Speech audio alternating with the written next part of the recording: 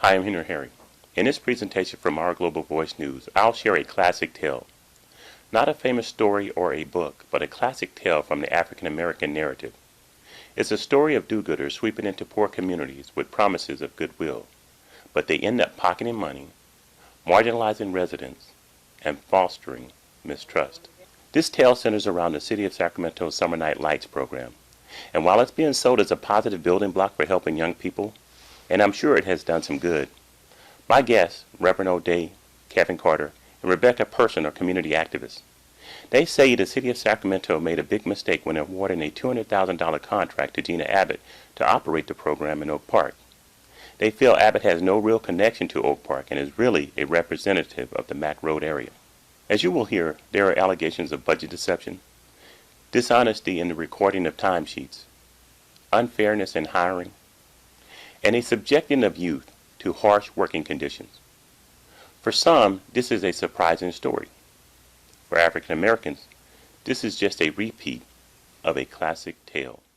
But I started crying. I didn't, and what was going through my head is seeing these apartments on the corner of Mac and Center. People were standing outside the apartment complex, yelling the cheers, peace, and and stop the violence. Just whatever. I forget exactly what they were screaming, but they were just so happy to see people out there caring.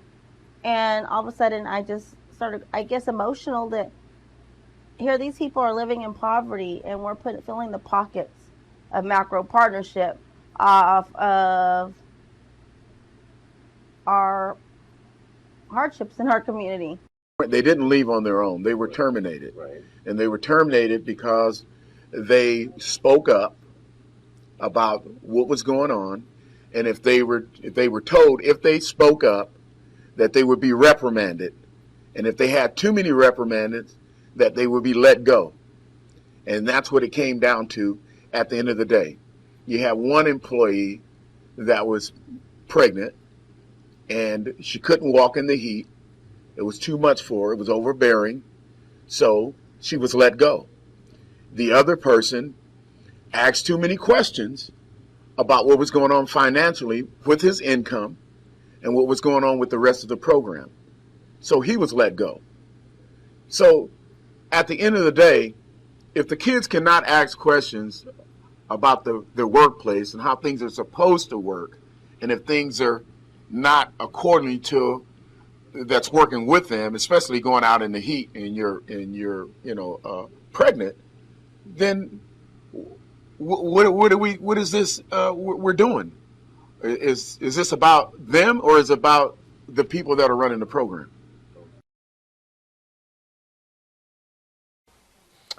Well, we ran into our first real problem immediately when we first started to address the fact that they were trying to bring something into our community without talking or involving any of the real community leaders or community people, period.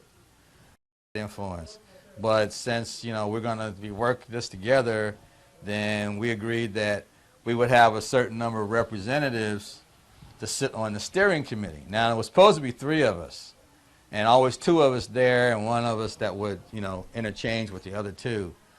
But the first thing that happened is when we got there, the first thing was that they were complaining because there was 2 of us there. Now, one of the other things that was happening from the very beginning is that they would not answer any questions to us what we had put to them about finances. We were supposed to be the ones to have the overseeing and say on who the programs were. And that didn't happen. And they made that kind of clear. They didn't make it clear from the beginning that that's what was going to happen. They kind of led us on to believe that, we could go out and get this dynamic program together and that would be what was going to happen. But when it came down to the reality is that they never intended at all to honor that. Their whole intentions from the very beginning was to use us to get their staff, and then to decide on for them to decide on what programs that they wanted to say were going to be here. This was to promote that. Now, one of the results of that is, one, since that didn't happen, there's been very little people in the community come out.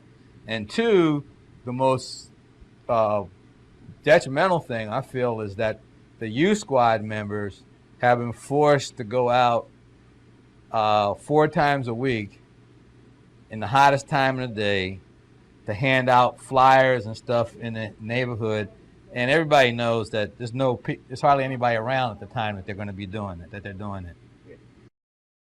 Well, the distrust came kind of early because of the fact that they wouldn't answer any questions about that, and the fact that when I brought up what the program was supposed to be, and brought up questions about the transparency of what was going on and the money, and at that point when they wouldn't do that, I had already had suspicions about it, but right after that, they asked me to leave the steering committee. And so that's when Brother Carter and I left the steering committee, because we got called in one next day. We came for a meeting, and they had the 2 pastors and the cop that was in there, Marietta, come out to us and, basically complain about what we were talking about, and accuse me of being abusive to